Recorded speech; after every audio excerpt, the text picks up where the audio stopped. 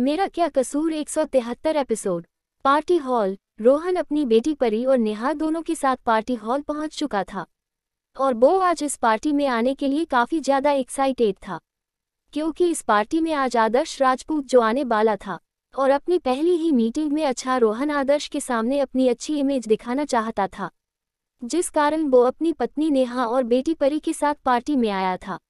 रोहन जैसे ही पार्टी में आता है वैसे ही मिस्टर मेहरा रोहन को रिसीव कर उसका वेलकम करते हैं, क्योंकि रोहन अभी भी बिजनेस में जमा हुआ था और आदर्श ने उसे पूरी तरह से बर्बाद नहीं किया था, जिस कारण वो अभी भी अपने बिजनेस को संभाले था।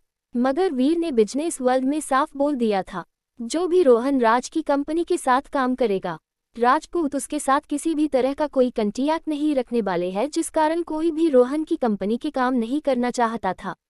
और ये बात रोहन को भी पता चल चुकी थी। उसकी कंपनी को बर्बाद कोई और नहीं बल्कि राजपूत ग्रुप ऑफ इंडस्ट्री कर रही थी, और वो ऐसा क्यों कर रही है यही जानने के लिए वो कितने दिनों से आदर्श से मिलने की कोशिश कर रहा था, मगर मिल नहीं पा रहा था।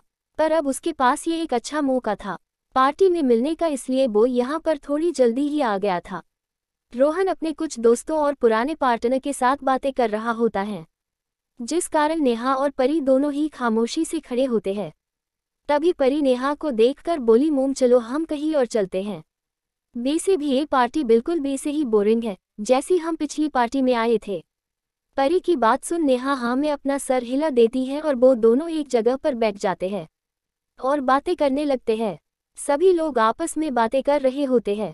तभी सामने एंट्रेंस से वीर अपने गार्ड और पीहू का हाथ पकड़े अंदर की तरफ आता है, जिसे देखकर सारे लोग बस उन दोनों को ही देखने लगते हैं। खासकर लड़कियां तो वीर को देख उसकी दीवानी ही होने लगती हैं, क्योंकि वीर भी काफी ज्यादा हैंडसम और रिच था।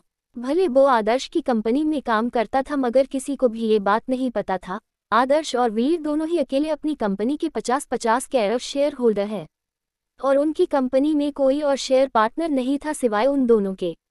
उद्धरण चिन्ह। और बहुत से लोग इस बात को जानते थे, वीर भी बहुत बड़ी फैमिली से बिलोंग करता है और उसकी फैमिली का भी अपना ही एक अलग बिजनेस और नाम दोनों ही है, जिस कारण काफी सारी लड़कियां वीर की गुड लिस्ट में आने की कोशिश करती थी, ताकि वीर से शादी कर वो भी करोड़ों और अरबों खरबों की मालकिन बन सके। मगर लोगों की नज़रों में वीर भी एक काफी ज्यादा घमंडी और किसी से भी सीधे मुंह बात ना करने वाला था, जो आदर्श और उसके घर वालों के साथ रहने पर नहीं था। वीर को देख मिस्टर मेहरा और उनकी वाइफ दोनों ही उसका अच्छे से वेलकम करते हैं और उसे पार्टी में आने के लिए शुक्रिया भी बोलते हैं। और वीर को देख बोले, मिस्टर राठौर आपके दोस्त मिस्टर राजपूत नहीं आए। जिसे सुन वीर एकदम प्रोफेशनल बिजनेसमैन की तरह बोला, आदर्श को जरूरी काम था इसलिए वो नहीं आ सका, पर मैं आदर्श नहीं पर आदर्श की बेटी को अपने साथ लाया हूँ। बोल वो पीहू की तरफ इशारा करता है और जब मिस्टर मेहरा पीहू को देखते हैं तब पीहू अपने फेस पर एक बड़ी सी मुस्कान लिए मिस्टर मेहरा को देख बोली, हेलो अंकल। जिसे सुन मिस्टर मेहरा भी उसे हेलो बेटा बोलकर मुस्कुरा देते हैं और प्यार से अपनी गोद में उठा लेते हैं, जिसे देख पीहू बड़े ही प्यार से उन्हें देखकर बोली, अंकल आप मुझे नीचे उतार दीजिए, क्योंकि पीहू बड़ी हो गई है और अब पीहू छोटी नहीं रही, इसलिए पीहू को गोद में उठाना ठीक नहीं है। पीहू की इस मासूमियत से भरी बातों को सुनकर मिस्टर मेहरा के फेस पर एक प्यारी सी मुस्कान आ जाती है और वो उसे अपनी गोद से नीचे उतार देते हैं। इधर रोहन को जैसे ही पता चलता है आदर्श पार्टी में नहीं आया है, वैसे ही वो निराश हो जाता है, मगर वीर के आने की बात जानकर वो थोड़ा खुश हो जाता है, क्योंकि आदर्श नहीं तो वीर ही सही। यही सब सोचकर वो वीर के पास जाकर उसे देख बोला, हेलो मिस्टर राठौर। जैसे ही वीर के कानों में रोहन की आवाज पड़ती है वैसे ही वीर की मुट्ठी गुस्से से बंध जाती है, पर वो खुद को शांत कर अपने फेस पर एक नकली मुस्कान लिए बोला, हेलो मिस्टर। इतना बोल वो कुछ सोचने का नाटक करते हुए बोला, सॉरी मिस्टर, पर मैंने आपको पहचाना नहीं। जैसे ही वीर अपनी बात खत्म करता है रोहन का फेस काला पड़ जाता है, मगर वो भी अपने चेहरे पर नकली मुस्कान लिए बोला, शायद आपने मुझे पहचाना नहीं मिस्टर राठौर, मैं रोहन राज। आपने राज कंस्ट्रक्शन कंपनी का नाम तो सुना ही होगा ना। रोहन की बात सुन वीर सोचने का नाटक करते हुए बोला, राज कंस्ट्रक्शन ये वही कंपनी है ना जो पूरी तरह से बर्बाद होने के कगार पर है। इतना बोल वो हल्का सा मुस्कुराया और रोहन को देख बोला, एक्सक्यूज मी मिस्टर, मैं अपनी भतीजी को कुछ खिलाकर लाता हूँ। इतना बोल वो वहां से चला जाता है, मगर वीर की बातों को सुन और उसका बिहेव खुद के लिए देखकर रोहन को खुद की इंसल्ट फील होती है, पर वो कुछ भी बोल नहीं पाता है। क्योंकि बाहर सभी को पता था वीर हर किसी से इसी तरह की बात करता है। और वो परी और नेहा के पास आकर बैठ जाता है और बैटर के पास से ड्रिंक लेकर उसे पीने लगता है। वीर और पीहू दोनों साथ में ही होते हैं। तभी दूर से ही परी पीहू को देख लेती है और उसे जोर से आवाज लगाकर बोली, पीहू तुम यहाँ पर। जैसे ही पीहू के कानों में परी की आवाज पड़ती है, वो भी परी की आवाज का पीछा कर अपने सामने देखती है जहाँ पर परी होती है, जिसे वहां पर देख पीहू खुश होकर बोली, चाचू मेरी दोस्त भी पार्टी में आई है, चलो मैं आपको उससे मिलाती हूँ। इतना बोल वो वीर का हाथ पकड़ उसे अपने साथ परी के पास ले जाती है और वीर से बोली, वीर चाचू ये मेरी दोस्त परी है और हम साथ ही में पढ़ते हैं। और परी को देख बोली, परी ये मेरे चाचू है।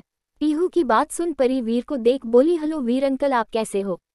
परी की बात सुन वीर ध्यान से परी को देखता है और परी को ध्यान से देखने पर वीर एक बात तो समझ जाता है, परी में नियति का एक भी फिक्र नहीं है सिवाय उसकी आंखों के, और आंखों को छोड़कर परी पूरी तरह से रोहन की ही तरह होती है, जिसे देख वीर भी मुस्कुराकर उसे देख हेलो बेटा बोलता है।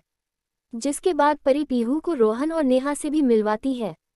तब वीर भी अब थोड़ा नॉर्मल होकर रोहन से बातें करता है और दोनों लड़की अपनी बातों में लग जाती है और नेहा वो बस खामोशी से सभी को बातों को सुन रही होती है। इधर घर में आदर्श और नियति दोनों ही एक दूसरे को काफी समय से प्यार कर रहे होते हैं और उन्हें एक दूसरे से प्यार करते काफी समय भी हो चुका था और अब नियति की बॉडी पूरी तरह से नॉर्मल भी हो चुकी थी। अब न ही नियति को कोई गर्मी लग रही थी, न ही उसका बदन तप रहा होता है, जिसे देख आदर्श की जान में जान आती है। मगर वो देखता है काफी समय से प्यार करने पर भी नियति का मन नहीं भरा था और वो पहले से ज्यादा एक्साइटेड होती है। ये देख आदर्श को बिल्कुल भी समझ नहीं आता है, जो नियति इतने समय से शांत थी और आज तक जिसने कभी भी ऐसा बिहेव नहीं की थी, उसे एक रात के बाद ही क्या हो गया जो उसके अंदर की सारी वासना जाग चुकी है। यही सब सोचकर वो काफी ज्यादा परेशान होता है। एक विशेष सूचना उन लोगों के लिए जो जबरदस्ती मेरी रेटिंग गिरा कर जाते हैं, जिन्हें मुझे 3-4 स्टार देना है वो कहीं और जाकर पढ़े, क्योंकि मैं यहाँ बस आपके बिना रीजन के ही 3-4 स्टार के लिए मेहनत नहीं करती और कम स्टार देना ही है तो कमेंट कर बताओ बजाओ, वरना कहीं और जाओ। 174 एपिसोड। अगली सुबह जब आदर्श की आंखें खुलती हैं तो उसे नियति आज अपनी बाहों में ही सोते हुए दिखती है, वरना रोज तो आदर्श की आंखें खुलने से पहले ही नियति उठकर मंदिर में पूजा कर सबके लिए नाश्ता तैयार करने चली जाती है। पर आज वो अभी तक सो रही थी, जिसे इस तरह से सोते देख आदर्श घड़ी में समय देखता है, जिस पर अभी 7 बज चुके थे। ये देख आदर्श नियति को देखता है जो किसी बच्चे की तरह उससे चिपक कर सो रही होती है। ये देख आदर्श प्यार से नियति के माथे पर किसकर धीरे से नियति को खुद से अलग करता है और बाथरूम में चला जाता है। थोड़ी देर बाद जब आदर्श वापस बाथरूम से रूम में आता है तब भी उसे नियति सोते हुए ही दिखती है, जिसे देख आदर्श थोड़ा हैरान होता है, पर वो सोचता है वो दोनों ही सारी रात जागे हैं और करीब सुबह के 3-4 बजे ही सोए हैं, जिस कारण नियति अभी भी सो रही है। ये सोचकर वो नियति को जगाना ठीक नहीं समझता है और खुद तैयार होकर नीचे चला जाता है, जहां पर सारे लोग पहले से ही होते हैं और आदर्श भी वहीं पर आकर बैठ जाता है, जिसे देख मिताली आदर्श को देख बोली, आदर्श बेटा नियति कहाँ पर है। आज उसने मंदिर में आरती भी नहीं की, ना ही आज किसी की नींद नियति की आवाज से खुली। यहाँ तक घर के सारे मेड भी अभी ही जागे हैं। बोलते हुए वो थोड़ी परेशान होती हैं। मिताली इसलिए परेशान नहीं होती है कि नियति आज जल्दी उठकर आरती या नाश्ता नहीं बनाई, बल्कि वो उसलिए परेशान होती है क्योंकि नियति के ना जागने से उन्हें अपनी बेटी की चिंता हो रही होती है। अपनी मोम की बात सुन आदर्श को समझ नहीं आता वो अपनी मोम से क्या बोले, क्योंकि रात में नियति जिस तरह का बिहेव कर रही थी उसे देख ऐसा लग रहा था जैसे किसी ने नियति को किसी तरह का ड्रग्स दिया हो, जिसके ही कारण उसकी बीबी के अंदर की सारी वासना ही जाग गई हो और उसे खुद ही नहीं पता हो वो कर क्या रही है। और इस बात को आदर्श अपनी मोम को बता तो नहीं सकता था, जिस कारण आदर्श अपनी मोम को और बच्चों को जो उसे ही देख रहे होते हैं उन सबको देख बोला, नियति अभी आराम कर रही है, उसे रात में हल्का फीवर आ गया था जिस कारण वो आज जागी नहीं और मैंने उसे जगाना भी ठीक नहीं समझा। बोलते हुए वो शांत हो जाता है और आदर्श की बात सुन मिताली थोड़ी परेशान होते हुए बोली, फीवर आया है और तुमने मुझे ये बात बताई क्यों नहीं। बेटा नियति को फीवर है, मैं अभी डॉक्टर को कॉल कर बुलाती हूँ, वो आकर नियति को चेक कर लेंगे। बोलते हुए ही वो वहीं पर रखा अपना मोबाइल निकाल कर जैसे ही डॉक्टर को कॉल करने वाली होती है, वैसे ही आदर्श बोला, नहीं मोम रहने दीजिए, मैंने उसे दवाई दी है वो जल्दी ही ठीक हो जाएगी। अपने डेड की इस बात को सुन पीहू बोली, पर डेड हमें एक बार डॉक्टर को दिखा देना चाहिए। क्या पता डॉक्टर के चेक करने से मोम जल्दी ठीक हो जाए। अपनी बेटी की इस बात को सुनकर आदर्श प्यार से पीहू को देख बोला, नहीं बेटा, अभी रहने दो। अगर आपकी मोम का बुखार थोड़ी देर में ठीक नहीं हुआ तो हम डॉक्टर को दिखा देंगे, पर अभी रहने दो। जिसे सुन पीहू कुछ भी नहीं बोलती है और मेड आकर सबको नाश्ता सर्व करता है। जिसे देख पीहू उसे एक ही बाइट खाती है, जिसके बाद उसे उस नाश्ते को खाने का मन नहीं करता है। जिसे नाश्ता न करते देख आदर्श बोला, क्या हुआ बेटा, आप नाश्ता क्यों नहीं कर रहे हो? उद्धरण चिन्ह। अपने डेड की इस बात को सुनकर पीहू बोली, मन नहीं है डेड नाश्ता करने का। जिसे सुन मिताली बोली, पर ऐसा क्यों बेटा?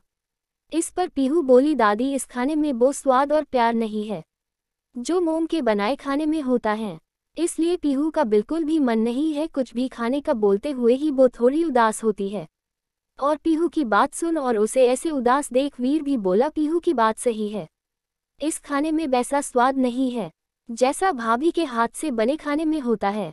उन दोनों की बात सुन मिताली और आदर्श दोनों भी नाश्ता खाकर देखते हैं, पर उन्हें भी वो टेस्टी खाना बेस्वाद ही लगता है। पर वो सभी उसे मन मार कर खा लेते हैं और अपने अपने कामों में चले जाते हैं। इधर सुबह से दोपहर के 12 बज जाते हैं, पर नियति अभी भी जागी नहीं थी और अंश भी अपनी मम्मा के पास जाने की जिद कर रहा होता है। ये देख मिताली अंश को लेकर नियति के कमरे में आती है और उसे अभी भी सोते देख अंश को वहीं पर बिठाकर नियति के माथे को छूकर देखती है, मगर उसका माथा एकदम ठंडा था और उसे कोई बुखार नहीं था। ये देख उन्हें थोड़ी राहत मिलती है और वो नियति को उठाने लगती है, जिस कारण नियति नींद अपना सर पकड़े उठकर बैठ जाती है और उसे देख ऐसा लग रहा था जैसे उसके सर पर काफी तेज दर्द हो। जिसे ऐसे देख मिताली बोली, क्या हुआ बेटा, सर में दर्द है? मिताली की बात सुन वो माँ को देखने लगती है, जिन्हें देख नियति बोली, पता नहीं माँ, सर थोड़ा भारी भारी लग रहा है। बोलते हुए वो अंश को देखती है, जो उसे ही अपनी चमकती आंखों से देख रहा होता है। जिसे देख वो उसे अपनी गोद में बिठा लेती है और अपनी मम्मा की गोद में जाते ही अंश नियति के सीने पर अपना सर रख देता है, जैसे उसे अपनी मम्मा के सीने से लगते ही काफी ज्यादा सुकून मिल रहा हो। और अपने बेटे की इस हरकत को देख नियति के फेस पर प्यारी सी मुस्कान आ जाती है और वो अपने सर के दर्द को भूलकर प्यार से अपने बेटे के माथे को चूम लेती है और मिताली को देख बोली, माँ हम लेट हो गए उठने में, वीर भैया और आदर्श जी को ऑफिस जाना होगा और पीहू को स्कूल, हम जल्दी से सबके लिए नाश्ता बना देते हैं। इतना बोलते हुए ही वो उठने लगती हैं। जिसे ऐसे उठते देख मिताली बोली, नियति बेटा, वो तीनों जा चुके हैं और अभी दोपहर के 12 से ज्यादा हो रहे हैं। मिताली की बात सुन नियति एकदम हैरान हो जाती और घड़ी में देख बोली, हम इतने लेट कैसे हो सकते हैं माँ, हम तो रोज समय पर उठते हैं, पर आज पता नहीं कैसे हम लेट हो गए।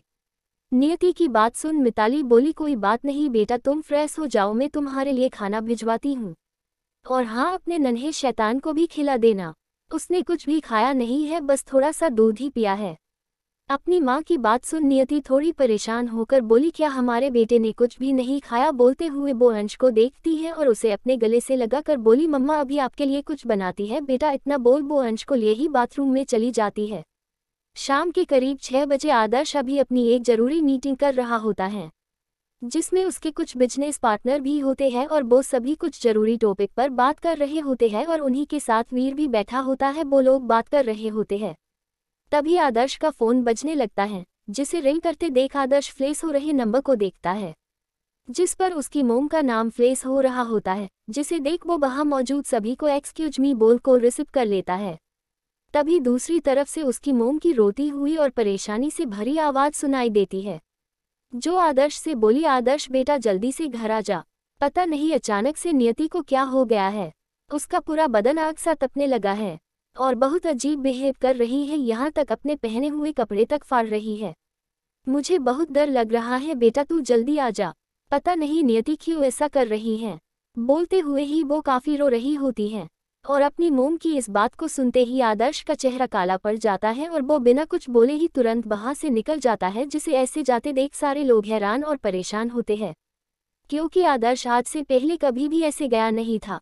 175 एपिसोड। कुछ दिनों बाद रात का समय आदर्श और नियति दोनों ही अपने कमरे के बाथरूम में बाथटब के अंदर होते हैं और वो बाथटब का सारा पानी एकदम लाल रंग का होता है और नियति आदर्श की बाहों में बेहोश होती है, जिसे बेहोश देख आदर्श एक गहरी सांस लेता है और बाथटब का उस लाल हो चुका पानी को बहाकर उसमें साफ पानी भरता है और नियति को अच्छे से साफ कर उसे एक टॉवेल में लपेटकर उसे अपनी गोद में उठाए अपने कमरे में आता है और बड़े ही ध्यान से बेड पर लिटा देता है, जिसके बाद वो कबर्ड से अपनी ही एक शर्ट निकाल कर नियति को पहना देता है और उसे पैड भी लगा देता है, क्योंकि इस समय नियति के पीरियड्स होते हैं। मगर पीरियड्स से होने के बावजूद भी नियति आदर्श से दूर होने को तैयार ही नहीं थी, जिस कारण हार मानकर आदर्श उसे बाथरूम में ले गया था और उसने जानबूझकर नियति के कान के पीछे की एक नस को दबाकर उसे बेहोश किया था, क्योंकि अगर वो ऐसा नहीं करता तो नियति खुद को ही चोट पहुंचाए जा रही थी और आदर्श अपनी नियति को किसी भी तरह से कोई चोट नहीं पहुंचाना चाहता था, क्योंकि काफ़ी देर प्यार करने के बाद भी नियति शांत ही नहीं हो रही होती है, जिस कारण आदर्श को जब कुछ भी समझ नहीं आता है तब वो उसे बेहोश कर देता है। आदर्श नियति को देखता है जो इस समय बेहोशी की हालत में होती है, मगर वो इन कुछ दिनों में पहले से काफ़ी ज़्यादा पतली और कमज़ोर हो चुकी थी, जिसे ऐसे देखकर आदर्श की आंखें हल्की नम हो जाती हैं और वो अपने मोबाइल से अपने फैमिली डॉक्टर को कॉल कर देता है और एक नज़र नियति को देख वहाँ से निकल जाता है। आदर्श अपने कमरे से निकलकर अपनी मोम के कमरे में जाता है, जहाँ पर मिताली अंश को अपनी थपकी देकर सुला रही होती हैं, जिन्हें देख आदर्श अपनी मोम के पास जाता है और उनकी गोद में अपना सर रख रोने लगता है, जिसे ऐसे रोते देख मिताली परेशान होकर बोली, क्या हुआ आदर्श बेटा, तुम ऐसे रो क्यों रहे हो?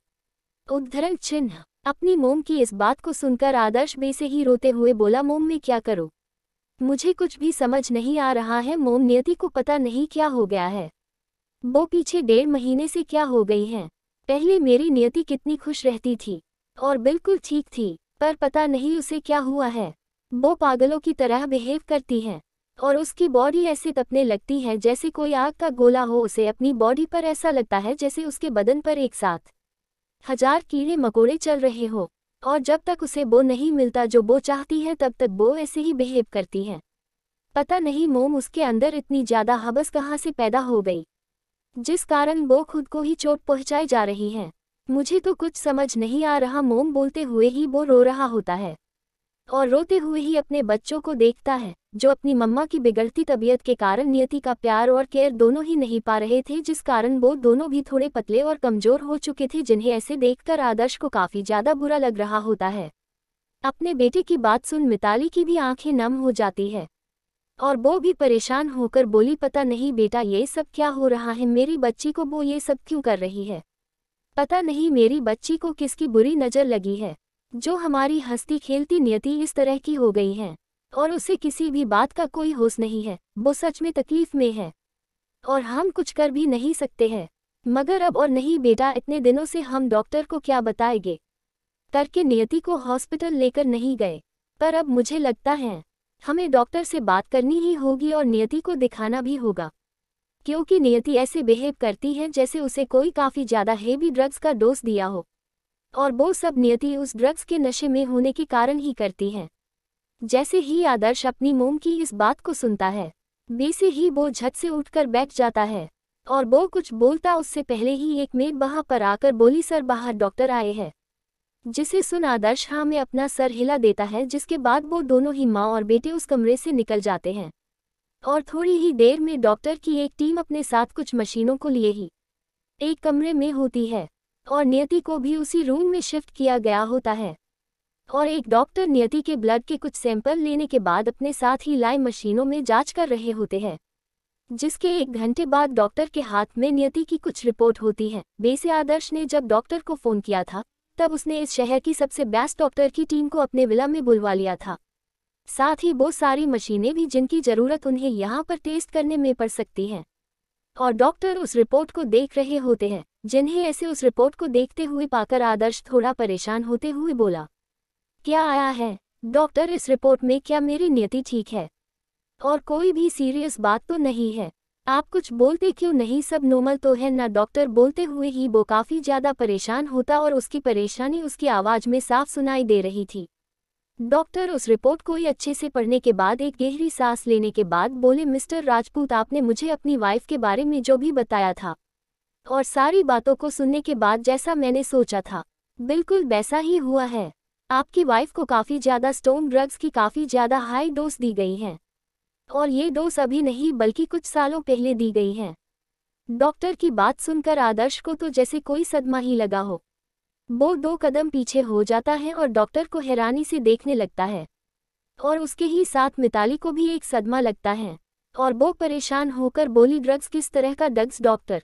उद्धरण चिन्ह। मिताली की बात सुन डॉक्टर बोले, मिसेस राजपूत, आपकी बहू को सालों पहले एक ऐसा डॉग्स दिया गया है जो इंसान के अंदर की छुपी हुई वासना को निकाल कर बाहर लाता है और इंसान की सेक्स शक्ति को इम्प्रूव कर उनके स्टेमिना को बढ़ाती है। और ये डॉग्स इतना ज़्यादा पावरफुल है जिसे एक बार लग गया वो इंसान डॉग्स लगने के बाद अगर शारीरिक संबंध बनाता है तो उसे इस चीज़ की लत लग जाती है और अगर उसे वो नहीं मिला जो डॉग्स के असर के कारण उसकी बॉडी मांग रही है, ऐसे में डॉग्स एडिक्ट इंसान की जान भी जा सकती है क्योंकि ये डॉग्स काफ़ी ज़्यादा पावरफुल है। उस डॉक्टर की बात सुन आदर्श बोला, डॉक्टर पर नियति ये सब पिछले 1.5 महीने से कर रही है। उसके पहले तो नियति ने कभी भी ऐसा कुछ बिहेव नहीं किया, ना ही उसे देख कभी ऐसा लगा जैसे उसे किसी तरफ का ड्रग्स दिया गया हो।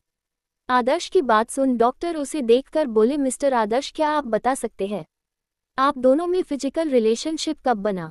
मेरा मतलब आप दोनों के बीच सेक्सुअल रिलेशनशिप कब बना? उस डॉक्टर की बात सुन आदर्श को बताने में थोड़ा असहज फील होता है, पर फिर भी वो डॉक्टर को देख बोला, 1.5 महीने पहले ही। आदर्श की इस बात को सुनकर डॉक्टर बोला, यही तो खास बात है इस ड्रग्स की मिस्टर राजपूत, ये ड्रग्स ऐसे ही अपना काम करना शुरू नहीं करता है।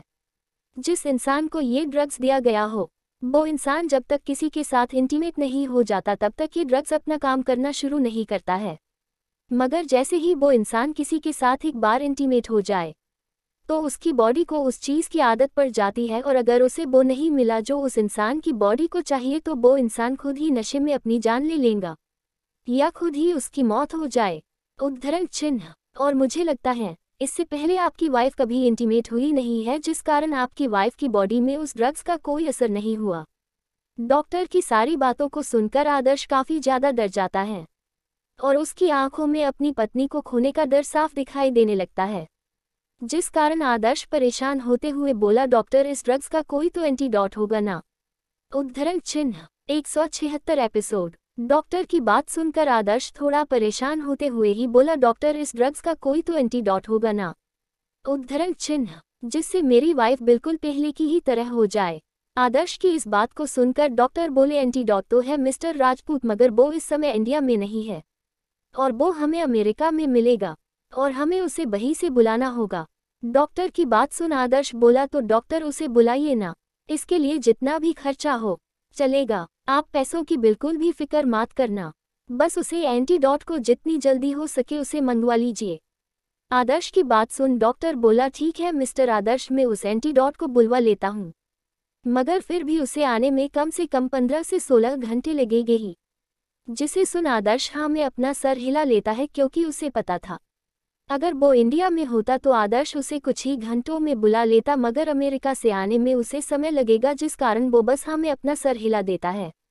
दूसरी तरफ रोहन का घर। रोहन अपने कमरे की बालकनी में वहां पर ही लगे एक झूले में बैठा अपने हाथ में एक छोटी सी कांच की बोतल पकड़े उसे देख रहा होता है और उसे देखते हुए ही खुद से बातें करते हुए बोला, कहाँ हो नियति, तुम कहाँ? उद्धरण चिन्ह। इतना समय हो गया है, मैं तुम्हें खोज रहा हूँ मगर अभी तक तुम्हारे बारे में मुझे कुछ भी पता नहीं चला है और मुझे समझ नहीं आ रहा तुम एक मामूली लड़की होकर भी रोहन राज की नज़रों से कैसे बच सकती हो, जबकि तुम्हारे पास तो कुछ भी नहीं है, ना ही पैसा ना पावर, तो तुम मुझे मिल क्यों नहीं रही हो? बोलते हुए वो शांत हो जाता है और उस सीसी को घुमाते हुए बोला, सालों पहले मैंने तुम्हें एक ड्रग्स दिया था जिसके बाद तुम्हारी सेक्सुअल स्टेमिना काफ़ी ज़्यादा बढ़ जाता। उद्धरण चिन्ह। और तुम्हारी बॉडी भले थक जाए पर तुम्हारे अंदर की वासना कभी पूरी ना हो और तुम्हारा मन कभी भी ना भरे, मगर जब मैंने तुम्हें वो ड्रग्स का आखिरी डोज दिया था तभी तुम मेरे पास से चली गई थी और जब मिली तब तुम मेरे पास वापस आई नहीं, यहाँ तक मेरे पास ना आने के लिए तुमने अपनी बेटी को तक छोड़ दी और अब पता नहीं तुम कहाँ पर हो, मगर जहाँ पर भी हो मेरा दिया ड्रग्स तुम्हें मेरे पास वापस आने के लिए मजबूर कर देगा, क्योंकि मेरे पास तुम्हारी उस बीमारी का इलाज है और कोई भी आदमी तुम्हें वो सुख नहीं दे सकता जो तुम चाहती हो सिवाय मेरे। बोल वो मुस्कुराने लगता है और बोला, पर मुझे नहीं लगता तुम किसी भी आदमी के करीब गई होगी। वैसे भी जो लड़की 5 साल किसी आदमी के करीब नहीं गई वो अब क्या किसी के करीब जाएगी। और एक बार तुम मुझे मिल गई, उसके बाद मैं तुम्हें वापस से अपना बना लूंगा, जिसके बाद तुम चाहकर भी मुझसे दूर नहीं जा पाओगी। बोल वो हंसने लगता है। अगला दिन संडे का होता है और संडे मतलब छुट्टी का दिन, जिस कारण सारे लोग आज घर पर ही होते हैं। दोनों ही बच्चे जो हंसते और मुस्कुराते रहते थे, सारा दिन शरारत करते थे। वही बच्चे अपनी मम्मा की बीमार होने पर एकदम शांत हो गए थे। यहाँ तक ठीक से खाना पीना भी नहीं खाते थे। आदर्श और बाकी सब मिलकर दोनों को कितना भी प्यार देते और उन्हें अपने हाथ से खिलाने की कोशिश करते, मगर वो दोनों ही ज्यादा कुछ नहीं खाते। ना ही कोई भी दोनों को नियति जैसा प्यार दे पाता था। ऐसा नहीं था कोई भी दिखावा वाला प्यार करता हो, मगर माँ तो माँ ही होती है और एक माँ की जगह कोई नहीं ले सकता, ना दादी ना चाचू, और ना ही एक पिता माँ की जगह ले सकता है और ना ही एक माँ पिता की जगह ले सकती है।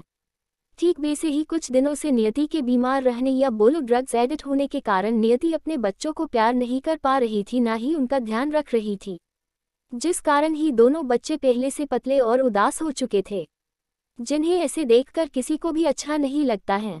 आदर्श का रूम, आदर्श बेड की साइड में बैठा होता है और बस नियति को ही अपनी खाली नम आंखों से देख रहा होता है। तभी नियति की भी आंखें खुलती हैं और जैसे ही वो अपनी आंखें खोलती है वैसे ही उसकी आंखें जाकर आदर्श की नम आंखों से मिलती हैं, जिसे देखकर नियति को बिल्कुल भी अच्छा नहीं लगता है और वो अपने हाथ आगे कर आदर्श की आंखों में आए आंसुओं को पोंछ उसे ना रोने का इशारा करती है, जिसे देख आदर्श भी हाँ में अपना सर हिलाकर हल्का सा मुस्कुरा देता है।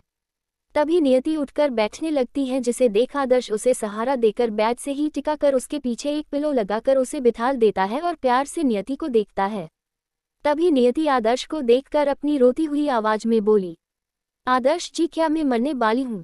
बोलते हुए ही वो रोने लगती है, मगर जैसे ही आदर्श नियति की इस बात को सुनता है उसका तो मानो दिल ही टूट जाता है और वो जल्दी से नियति को अपने गले से लगा लेता है, जिसके बाद नियति रोते हुए ही बोली, हम मरना नहीं चाहते आदर्श जी, हम सच में मरना नहीं चाहते हैं। अभी हमारी उम्र ही क्या है, हम तो अभी 24 के भी नहीं हुए हैं और हमारे दोनों बच्चे कितने ज़्यादा छोटे हैं। अगर हम अभी मर गए तो उन दोनों का ध्यान कौन रखेगा, आपका और माँ का ध्यान कौन रखेगा।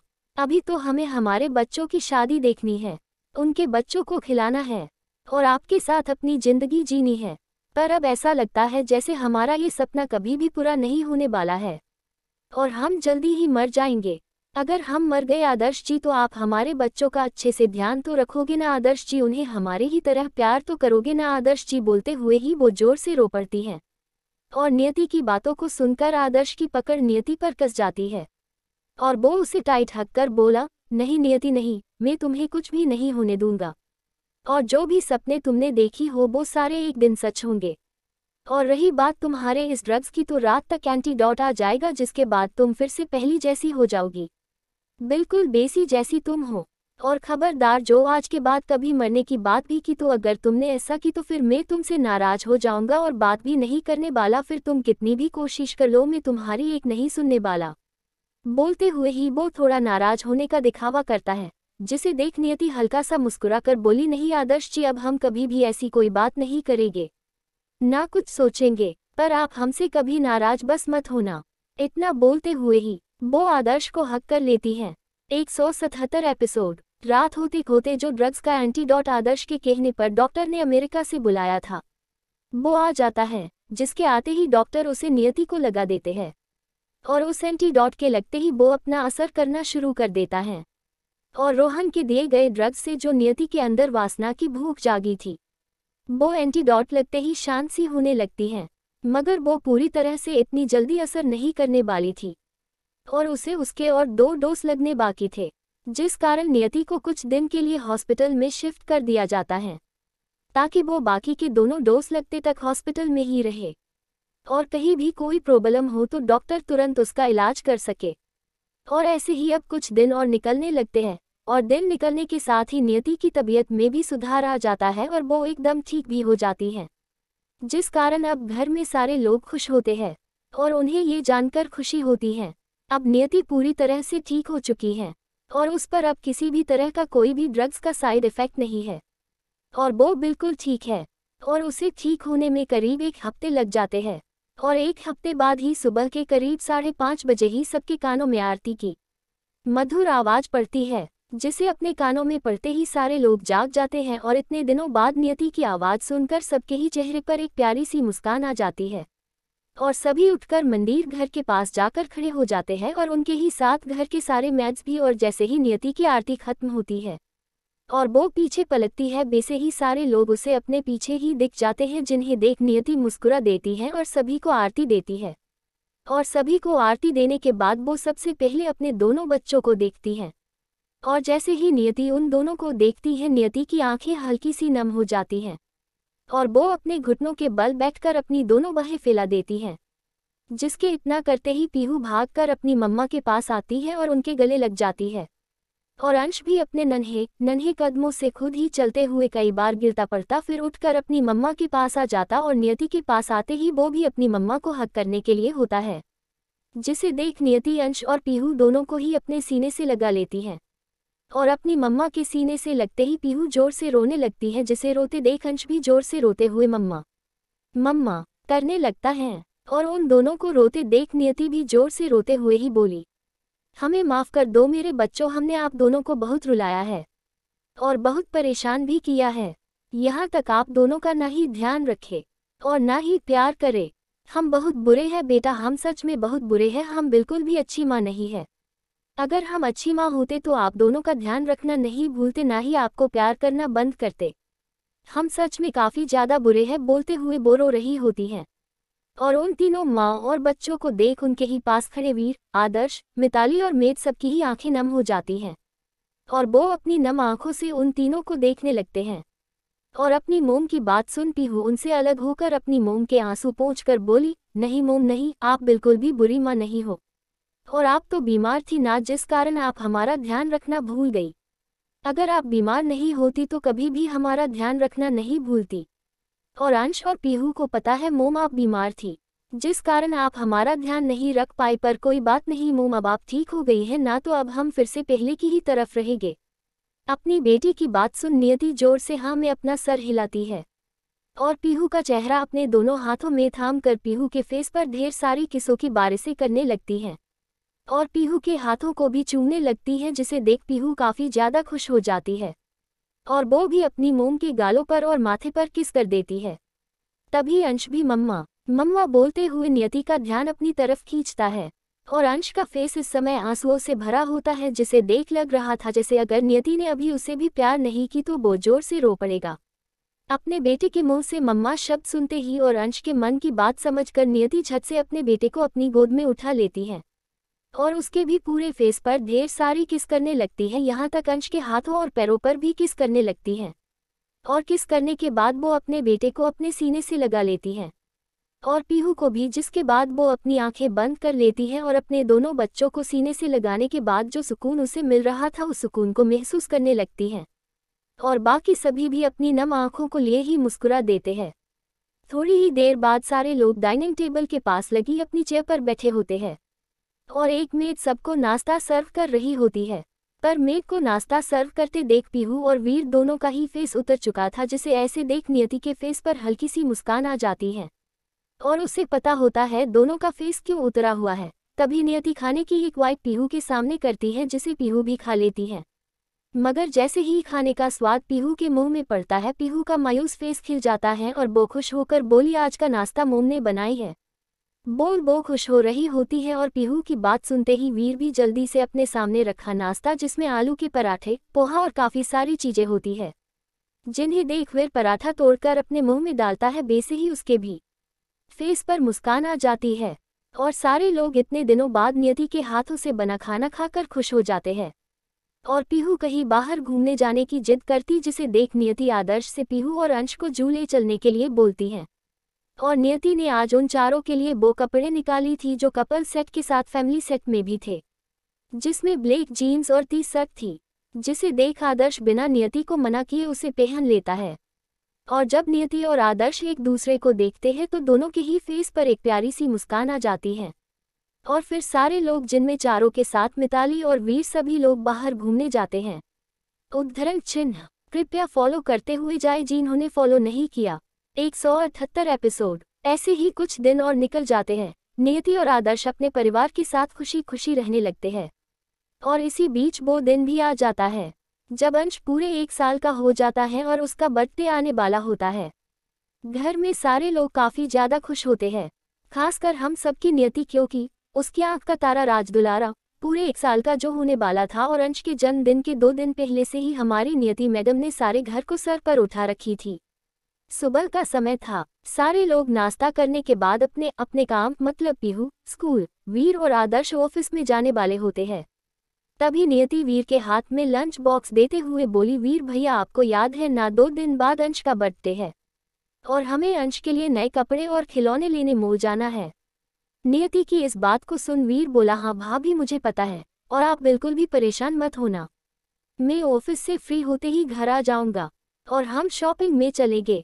वीर की बात सुन नियति हाँ में अपना सर हिला देती है और आदर्श को देख बोली, आदर्श जी आपको पता है ना कितने सारे काम है घर में, डेकोरेशन वाले को डेकोरेट करने के लिए बोलना है, केटरिंग वाले से खाने की बात करनी है और सभी को इनविटेशन भी देना है, कितने सारे काम है आपको पता तो है ना।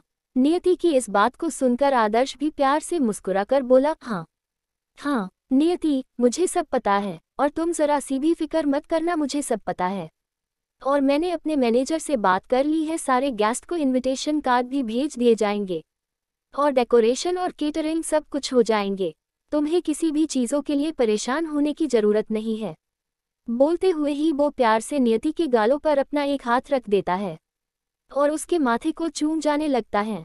तभी पीहू जाते हुए ही रुक जाती है और अपनी मोम की देख बोली, मोम क्या मुझे भी कुछ कार्ड मिल सकते हैं, मुझे भी अपने सारे दोस्तों को इनवाइट करना है अपने भाई के जन्मदिन पर। बोलते हुए ही वो काफ़ी ज़्यादा क्यूट सा फेस बनाई होती है और अपनी बेटी की बात सुन नियति हाँ में अपना सर हिलाए, कुछ कार्ड लाकर अपनी बेटी को दे बोली, पीहू बेटा आपके भाई को अच्छा लगेगा अगर आपकी दोस्त उसके जन्मदिन पर आएगी तो, और बाकी सबको भी इतना बोल। वो प्यार से अपनी बेटी का माथा चूम लेती हैं, जिसके बाद पीहू भी प्यार से नियति के गालों पर किसकर वहां से चली जाती हैं। सबके जाने के बाद घर में अब बस मिताली, नियति और अंश ही रह जाते हैं, जिसके बाद नियति अपनी माँ मिताली को देखकर बोली, माँ अंश के लिए केक हम खुद से ही बनाएं या हमें ऑर्डर करना चाहिए। बोलते हुए वो किसी सोच में गुम होती है, जिसे ऐसे सोच में गुम देख मिताली बोली, पागल लड़की तेरे पास इतना समय है जो तू केक बनाने में ही लगा देगी और केक बनाने में ही आधा दिन लगा देगी, तो दोनों बच्चों को रेडी कौन करेगा और मार्केट भी तो जाना है। इतना बोल वो शांत हो जाती है और थोड़ी देर शांत रहने के बाद बोली, शाम को वीर के साथ जब मॉल जाएगी तब केक भी ऑर्डर कर आ जाना। अपनी माँ की इस बात को सुन नियति बोली, ठीक है माँ हम ऐसा ही करेंगे। बोल वो अंश को देखती है जो अपने नन्हे नन्हे कदमों से पूरे हॉल में घूम रहा होता है, साथ ही कई बार गिरता और गिरने के बाद उठ भी जाता है, जिसे देख नियति भी उसके साथ छोटी बच्ची बन खेलने लगती है। दूसरी तरफ स्कूल में सारे बच्चे अपनी क्लास में आ चुके थे, जिसके बाद पीहू अपने सभी दोस्तों को इनविटेशन कार्ड देते हुए बोल रही थी, 2 दिन बाद मेरे छोटे भाई का बर्थडे है और तुम सबको आना है। जिसे सुन उसके सभी फ्रेंड खुश होते हुए बोले, ठीक है हम अपनी मोम डेट के साथ बर्थडे में आएंगे।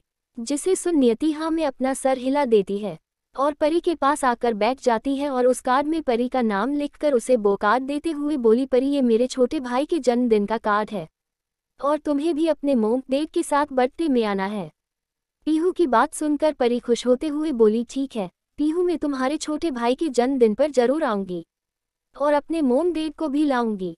जिसे सुन पीहू खुश हो जाती है और खुश होकर ही बोली, तुम्हें पता है परी मेरा छोटा भाई ना बहुत ही ज्यादा क्यूट और प्यारा है, जब तुम उससे मिलोगी तब तुम मेरे छोटे भाई से मिलकर खुश हो जाओगी और बर्थडे में इस बार मैं तुम्हें अपनी मोम से मिलवाऊंगी और जब तुम मेरी मोम से मिलोगी तो यही बोलोगी, मेरी मोम दुनिया की सबसे सुंदर प्यारी और अच्छी मोम है। और तुम्हें पता है परी मेरी मोम की जैसी ना कोई और दूसरी मोम नहीं है, क्योंकि मेरी मोम दुनिया की सबसे अच्छी और प्यारी मोम है जो मुझे ढेर सारा प्यार करती है और मेरी परवाह भी करती है। बोलते हुए ही वह काफ़ी ज़्यादा खुश होती है, जिसे ऐसे खुश देख और उसकी बात सुन परी को भी अपनी मम्मा की याद आ जाती है और उसे वह सारे पल याद आने लगते हैं जिन पलों में परी अपनी मम्मा नियति के साथ कितनी खुश थी और नियति उसे ढेर सारा प्यार और दुलार करती थी, जिसे याद करते ही परी की आंखें नम हो जाती है और वो अपने मन में ही बोली, मम्मा कहाँ हो आप, अब बहुत हुई नाराजगी, अब लौट कर आ जाओ ना अपनी परी के पास। सोचते हुए ही उसकी आंखों की नमी उसके गालों पर आ जाती है,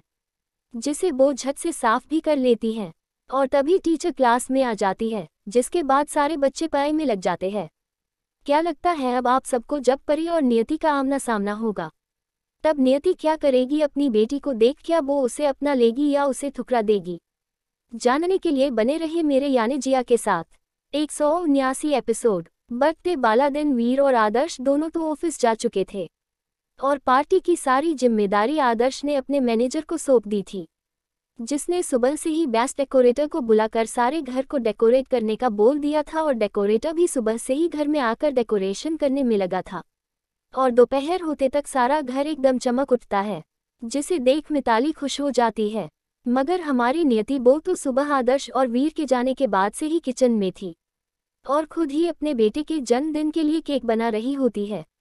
वैसे तो मिताली और आदर्श दोनों ने ही बाहर से ही केक ऑर्डर करने के लिए बोले थे, मगर नियति किसी की सुनने वाली कहाँ थी, जिस कारण वो सुबह से ही किचन में लगी होती है। क्योंकि नियति छोटा सा नहीं बल्कि काफ़ी बड़ा केक बना रही थी जो 3 लेयर में था। और पीहू वो भी अपनी मोम की हेल्प कर रही थी क्योंकि आज वो स्कूल नहीं गई थी और आज स्कूल जाने से नियति ने ही उसे मना की थी, जिस कारण पीहू भी काफ़ी ज़्यादा खुश थी। और नियति को उस केक को बनाने में सुबह से दोपहर हो जाती है, उसे पता ही नहीं चलता है। जिसके बाद जब वो फ्री होती है तब मिताली उसे देख बोली, नियति बेटा जाकर थोड़ी देर आराम कर लो। जिसे सुन नियति बोली, अरे नहीं नहीं माँ, अभी नहीं, अभी हमें बिल्कुल भी आराम नहीं करना है क्योंकि थोड़ी ही देर में शाम हो जाएगी और फिर सारे गेस्ट का भी आना शुरू हो जाएगा और हमें सभी गेस्ट का अच्छे से वेलकम भी तो करना होगा ना। बोलते हुए ही वो काफ़ी ज़्यादा मासूम लग रही होती है, जिसे देख मिताली मुस्कुराकर बोली, ठीक है बेटा पर समय पर तैयार हो जाना। जिसे सुन नियति हाँ में अपना सर हिला देती है और अपने सर पर एक चपेट लगाकर बोली, माँ हम तो भूल ही गए, पीहू के दोस्त भी तो आ जा रहे हैं पार्टी में और हमें उन सभी के लिए रिटर्न गिफ्ट भी तो लेना है और हम उसे लेना भूल ही गए। बोलते हुए ही वो थोड़ी परेशान लगती है, जिसे ऐसे परेशान देख मिताली बोली, अभी काफ़ी समय है बेटा, पार्टी तो 8 बजे रात में है।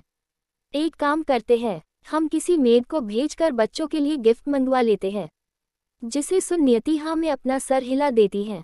रात का समय पार्टी में सारे गेस्ट का आना शुरू हो चुका था और इस पार्टी में सभी बड़े बिजनेसमैन और नामी लोग इनवाइटेड थे, जो सारे अपर क्लास सोसाइटी से बिलोंग करते थे। साथ ही पार्टी में काफ़ी ज़्यादा टाइट सिक्योरिटी का भी इंतजाम किया गया था, जिस कारण बाहर से आने वालों को काफ़ी ज़्यादा टाइट सिक्योरिटी से होकर पार्टी हॉल में आना पड़ रहा था। वैसे भी हर कोई जानता था आदर्श राजपूत न ही बिजनेस वर्ल्ड का किंग है बल्कि पूरे एशिया के सबसे अमीर टॉप 5 फैमिली में सबसे फर्स्ट की पोजीशन में आता है, जिस कारण बहुत से लोग आदर्श की कामयाबी को देखकर उससे जलते भी हैं। जिस कारण आदर्श ने अपनी फैमिली की सेफ्टी के लिए काफ़ी ज़्यादा हाई सिक्योरिटी का इंतजाम किया था, जिस कारण सारे गेस्ट को उस सिक्योरिटी चेकिंग से होकर अंदर आना पड़ रहा था। मगर कोई भी चेकिंग के लिए मना नहीं कर सकता था क्योंकि हर किसी को पता था ऐसी बड़ी बड़ी पार्टियों में चेकिंग से गुजर कर जाना आम बात है। और इधर पार्टी हॉल में सारे ही लोग आ चुके थे और वहाँ मौजूद बिजनेसमैन अपने काम की बातें एक दूसरे से कर रहे होते हैं, तो उनकी वाइफ इधर उधर को गॉसिप में लगी थी और जो उन लोगों के बच्चे आए थे उन सबकी नज़र अपने से अमीर लड़के और लड़कियों को पटाने और उनसे दोस्ती करने का ट्राई करने में लगी होती है। मिताली के पास भी उनकी कुछ हाई क्लास सोसाइटी की दोस्त आ जाती है और उनसे बातें करने लगती हैं, जिस कारण मिताली भी उन लोगों से बात कर रही होती है। और हमारा बर्थडे बॉय वो काफ़ी देर से तैयार हो चुका था क्योंकि उसकी मम्मा ने उसे और उसकी दीदी को तैयार कर चुकी थी, जिस कारण दोनों भाई बहन तैयार होकर हर जगह अपनी मम्मा को ढूंढ रहे होते हैं जो उन्हें दिख नहीं रही होती हैं, जिस कारण अंश और पीहू दोनों का ही फेस थोड़ा उतरा हुआ था। और जब मिताली उन दोनों बच्चों को ऐसे उदास देखती है तो वो आदर्श और वीर के पास आ जाती है और उन्हें देखकर बोली, क्या हुआ, ये दोनों ऐसे उदास क्यों है और नियति कहाँ पर है? अपनी मोम की बात सुन आदर्श बोला, मोम वही तो नहीं पता है, आपकी प्यारी बेटी कहाँ है, हम कब से उसे ढूंढ रहे हैं पर वो हमें मिल ही नहीं रही है, इसलिए बच्चों का मुंह उतरा हुआ है। बोल वो भी अपना मुंह बना लेता है और उसकी बात सुन मिताली बोली, तुमने उसे कॉल किया? अगर नहीं किया तो जल्दी से कॉल करो, सारे मेहमान आ चुके हैं और अब केक कटिंग का भी समय हो गया है। जिसे सुन वीर बोला, आंटी एक नहीं 1000 बार कर लिया पर भाभी फ़ोन ही नहीं उठा रही है। बोलते हुए ही वो थोड़ा परेशान होता है और उसकी बात सुन मिताली खुद से ही बोली, नियति मिल नहीं रही, फ़ोन नहीं उठा रही तो कर क्या रही हैं? बोलते हुए ही वो भी सोच में पड़ जाती है। तभी सबकी नज़र 2 मेड पर जाती है, जो एक काफ़ी बड़े से केक को लेकर आ रहे थे और उन्हीं के साथ नियति भी थी जो उन्हें केक लाकर उसे टेबल पर रखने का बोल रही होती है। जिसे देख दोनों बच्चे खुश हो जाते हैं और आदर्श खुद से बोला, मैंने हर जगह नियति को देखा, मगर किचन छोड़ दिया और मेरी बीबी किचन से बाहर निकल कर आ रही है। इतना बोल वो अपने सर पर एक चपेट लगाता है और घूर कर वीर को देखता है, जो आदर्श के घूरने पर उसे दांत दिखा रहा होता है। तभी नियति उन सभी के पास आकर उन्हें केक कटिंग करने के लिए चलने का बोलती है, जिसे सुन सारे लोग टेबल के पास आ जाते हैं। तभी नियति अपने हाथ में माइक लेकर सबका ध्यान अपनी तरफ करते हुए बोली। 180 एपिसोड। नियति, आदर्श, वीर, मिताली तीनों को देख बोली, चलिए केक कटिंग का समय हो गया है। और अंश को अपनी गोद में ले लेती है और पीहू का हाथ पकड़ आगे चली जाती है, जिसके पीछे ही वो तीनों भी चले जाते हैं। तभी नियति माइक अपने हाथ में लेकर सबका ध्यान अपनी तरफ करते हुए बोली, good evening beautiful ladies and handsome gentleman, may I have your attention please. जिसे सुनकर सारे लोग नियति की ही तरफ देखने लगते हैं, जिन्हें खुद को देखते हुए पाकर नियति अपने फेस पर एक बहुत ही ज्यादा और प्यारी और बड़ी सी मुस्कान लिए बोली, आज आप सभी अपना कीमती समय निकालकर हमारे बेटे के जन्मदिन के अवसर पर यहाँ आए, उसके लिए आप सबका तहे दिल से धन्यवाद। बोलते हुए ही मुस्कुरा रही होती हैं। तभी वीर नियति के हाथ से माइक लेते हुए बोला, सॉरी गाइस, मुझे लगता है अब हमें केक कटिंग करना चाहिए, वैसे भी काफ़ी समय हो गया है, तो अब हमें केक कट कर लेना चाहिए। वैसे भी सारे बच्चे इस यमी और टेस्टी से दिखने वाले केक को खाना चाहते हैं और उन्हीं के साथ में भी बोलते हुए वो मुस्कुराने लगता है।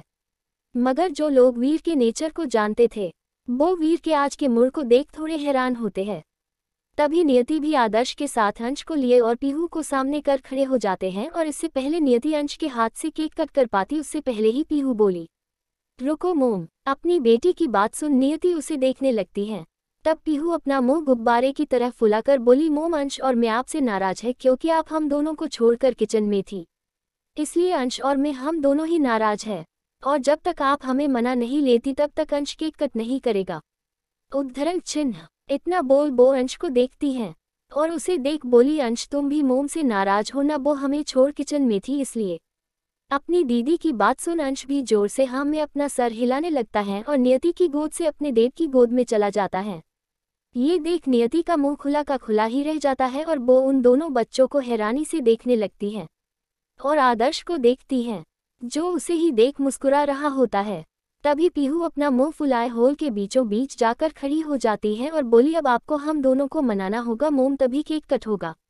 इतना बोल वो बाहर की तरफ जाने लगती है, जिसे ऐसे जाते देख नियति अपना गाना शुरू करती है और गाने के बोल कुछ इस तरह से होते हैं, तेरे इनकार से डरती हूँ, बेहद प्यार मैं करती हूँ, मान भी जा मेरी बात जरा कर, दिल पे एक एहसान। नियति प्यार से अपना क्यूट और मासूम सा फेस बना कर गा रही होती है, साथ ही वो बड़े ही प्यारे तरीके से डांस भी कर रही होती हैं, जिसे ऐसे गाते हुए डांस करते देख सारे लोग उसे ही देखने लगते हैं और पीहू भी अपनी मोम को देखती हैं। अंश वो तो जैसे ही अपनी मम्मा की आवाज़ सुनता है, उसका तो गुस्सा पल भर में ही गायब हो जाता है और वो अपने डेड की गोद में ही अपने दोनों हाथों से तालियां बजाने लगता है, जिसे ऐसा करते देख आदर्श के होठों पर भी मुस्कान होती है और वो अपनी बेटी और बीबी को देखने लगता है। नियति पीहू के पास जा अपना मासूम और प्यारा सा फेस बनाकर उसे देख उसके सीने पर हाथ रख इशारा करती है और अपने गले पर ही अपना एक हाथ रख इशारा करती है। अपनी मोम की बात सुन पीहू के फेस पर मुस्कान तो होती है, पर वो उस मुस्कान को किसी तरह छुपाकर बाहर से जाने लगती है। पीहू को जाते देख नियति झट से उसे अपनी गोद में उठा लेती है और उसे गोल घुमाकर उसे भी अपने ही साथ नचाते हुए डांस करने लगती है और वहां पर मौजूद सारे लोग भी उन दोनों माँ बेटी की छोटी मोटी नोक-झोंक को देख मुस्कुरा रहे होते हैं। नियति अपनी बेटी के साथ डांस कर रही होती है और इधर बाहर परी अपने हाथ में एक बड़ा सा सॉफ्ट टॉय लिया आ रही होती है और इस समय परी के साथ नेहा होती है और वो नेहा के साथ ही काफ़ी ज़्यादा खुश होकर आ रही थी क्योंकि आज वो पीहू की मोम से जो मिलने वाली थी, इसलिए वो काफ़ी ज़्यादा खुश थी क्योंकि उसने हमेशा ही पीहू के मुंह से उसकी मोम की तारीफ ही सुनी थी, जिस कारण वो काफ़ी समय से मिलना तो चाहती थी पर कभी पीहू की मोम से मिल नहीं पाई थी, मगर आज उसे मौका मिला था पीहू की मोम से मिलने का, जिस कारण वो खुश थी और दरवाजे पर आकर खड़ी हो जाती है। मगर तभी परी के कानों में एक जानी पहचानी आवाज़ पड़ती है जिसे सुनकर परी हैरान और खुश दोनों ही होती है, मगर जैसे ही वो अपने सामने देखती है उसकी मुठिया गुस्से में बंध जाती है। कोष्टक, मेरे ख्वाबों में रहता है बस एक तेरा चेहरा, मैं तो तेरी हीर बन गई, बन जा तू रांझा मेरा। नियति प्यार से खड़ी होकर पीहू को देख कर रही होती है और पीहू भी अपनी नाराजगी छोड़ दौड़कर अपनी मोम के पास आती है और उसकी कमर में अपनी दोनों बाहों को लपेटकर उसे हक कर लेती है और नियति भी प्यार से अपनी बेटी का माथा चूम उसे हक कर लेती है। तभी अचानक से वहां पर परी आ जाती है और जोर से खींचकर पीहू को दूर कर बोली, दूर हटो, ये तुम्हारी मोम नहीं मेरी मम्मा है। इतना बोल वो खुद नियति को हक कर लेती है और परी के ऐसे धक्का देने के कारण पीहू जमीन पर जाकर गिरती है और उसके मुंह से जोर से निकला माँ। तो क्या लगा है आप सबको, क्या होगा नियति का फैसला और कैसे रिएक्ट करेगी नियति इतने समय बाद अपनी बेटी को अपने सामने देखकर? अपनी राय कमेंट कर बताएं।